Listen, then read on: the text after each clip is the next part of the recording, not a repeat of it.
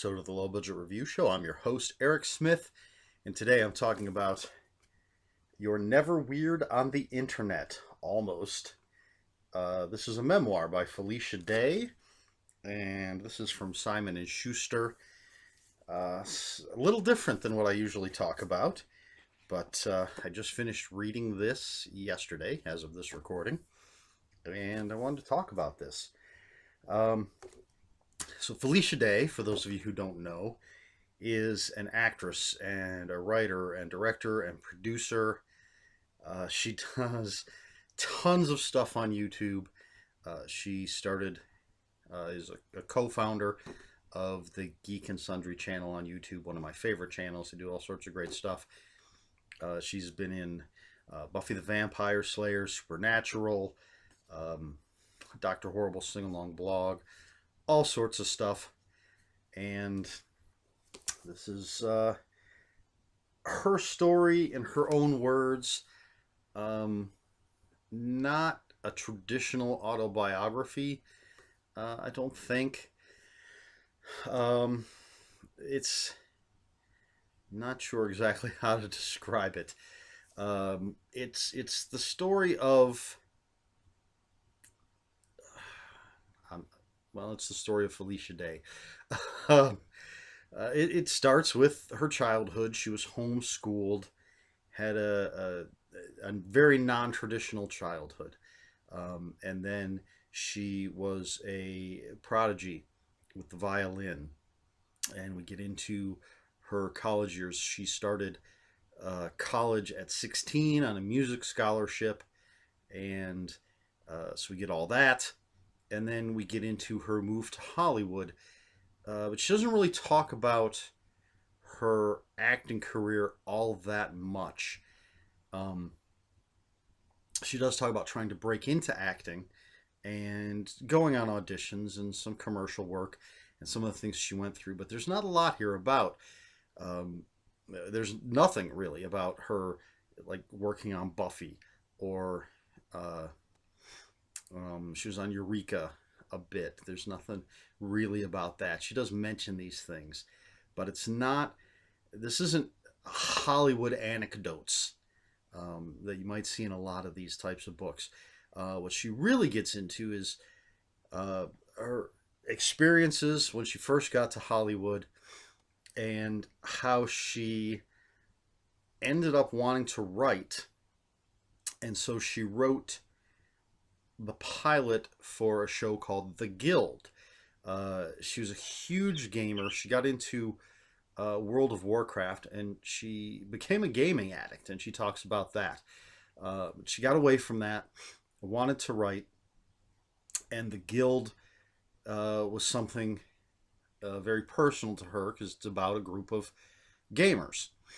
And so it's about what she did with this pilot that she wrote and how it ended up becoming an internet show and the growth of that and sort of her bit of pioneering on the internet on YouTube, very early YouTube. And she talks a lot about that. That's a big part of this, more so than the traditional Hollywood story that you might hear. It's about this sort of guerrilla filmmaking for YouTube. And then she gets into some really deep stuff, some very personal issues, and she talks about hashtag Gamergate. And then there's a bonus chapter in the trade paperback copy that I have. Because after the hardback, or when the hardback came out, she went on a book tour. So there's a chapter in here about the book tour. Now, I think that covers the main points that are in the book. I'm a Felicia Day fan. I suppose that's obvious since I picked up the book and read it. And I first met her when she was on Buffy the Vampire Slayer. And at first, her character was just sort of there. It was in the last season. There were a lot of new characters, and she was sort of there. It wasn't until the very last episode that she made an impression on me, and I realized this is someone I wanted to see more of. And I love her in Doctor Horrible's sing along blog. Her character on Supernatural is fantastic. And then I actually found Geek and Sundry when I was looking for videos on playing the game Elder Sign. And one of the videos I found was Tabletop, which is a show on Geek and Sundry where Will Wheaton and his friends play games. And so I found this Elder Sign video, and it was Will Wheaton, Felicia Day, and I don't remember who else. But it was really nice to see her again, out just being herself. And I started looking at everything that I could find on Geek and Sundry. She had a vlog, and I love watching that. She's got a great show called Co-optitude where she plays video games with her brother. Some of those are absolutely hilarious. Her brother Ryan is fantastic. I love that guy. So I might be a little biased. I am a big fan of Felicia Day. And so I really thought her story is really interesting. She has a very open writing style, and she's at times, well, most times, very self-deprecating. And I think at the times that she does brag, for lack of a better term, it's actually in almost the feeling I get is it's kind of in a sarcastic way. I don't think she's actually saying, "Hey, look at me, I'm this great." Because I think she is very self-deprecating. She does talk about social anxiety a lot, because of being homeschooled, really not learning um, how to interact with people, and having to put herself out there, which is something I can relate to a bit. I wasn't homeschooled, but I was grounded a lot, and I always say I didn't really develop social skills because I had spent so much time grounded in my room alone. So I can understand a little bit. Again, not nearly to the extent that she has this going on. But I really like how she tells these stories. It's a very funny book. It's a very heartfelt book. There are times when it's a very heart-wrenching book. And it's not necessarily, for me anyway, it wasn't necessarily the points where it might be heart-wrenching for most people. I kind of got a little choked up at uh, they're just, to me, there are some very, very poignant moments that she talks about, um, that really hit me strongly. And it's an inspirational book, and it's those inspirational moments that kind of hit me. That it's actually, there's a few times where she talks about, she says some things, and says, "Hey, this would be great as a slogan on a coffee mug." And that's a recurring theme throughout the book. She'll say, "Oh, there's another one of those coffee mug slogans." Um, excuse me. So really entertaining, um, and again inspirational. And she does talk about people that were inspired by some of the things she did, and how she finds that just amazing, and at times unbelievable and incredibly touching. Um, and I I am not really a fan of people, but I like to see people succeed. And I especially like to see people succeed at something they love, and that seems to be the case here. Um, and she's been able to take the things she loves, like gaming, and turn it into, um, a job, essentially. And not in the sense of, she's not a professional gamer, but she's taken that love of gaming and parlayed it, for lack of a better term, into other things. And I personally think she's very good at what she does. Uh, and there's all sorts of interesting photos. You get to see her when she was a kid, some rather embarrassing photos as she was growing up. Um, and it's, I know I've said inspiring already a couple of times, but it really is an inspiring story, I think. And uh, quite a few of the chapters sort of end with um, how do I put it? A a wrap up. I don't know.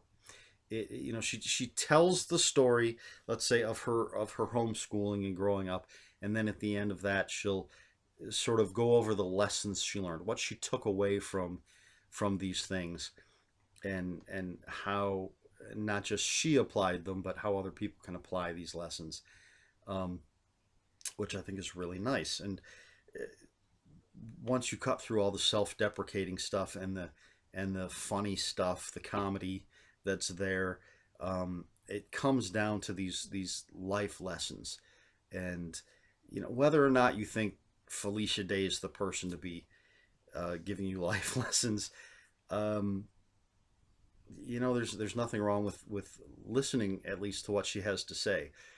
Uh, and uh, Personally, I think it's brave for someone to come out and talk about some of the things she talks about. Uh, there's one chapter in particular, after when the guild's coming to an end and when they've started Geek and Sundry, where she's having some real problems in her life, um, with her health and with depression. And personally, I think it's brave for people for her in particular, for anybody to talk about these things. She really opens up, and I think a lot of people can relate to some of the things she's gone through.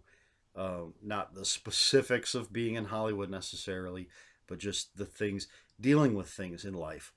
Um, and again, she talks about hashtag Gamergate, which, if you know anything about that, um, it's again, I think it's brave for anybody to uh, the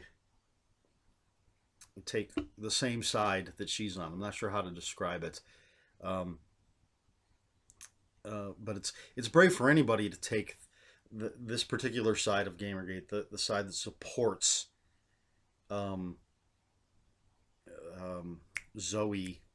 Can't remember her last name, and Anita Sarkeesian. I'm not sure how you say her name, but supports that side.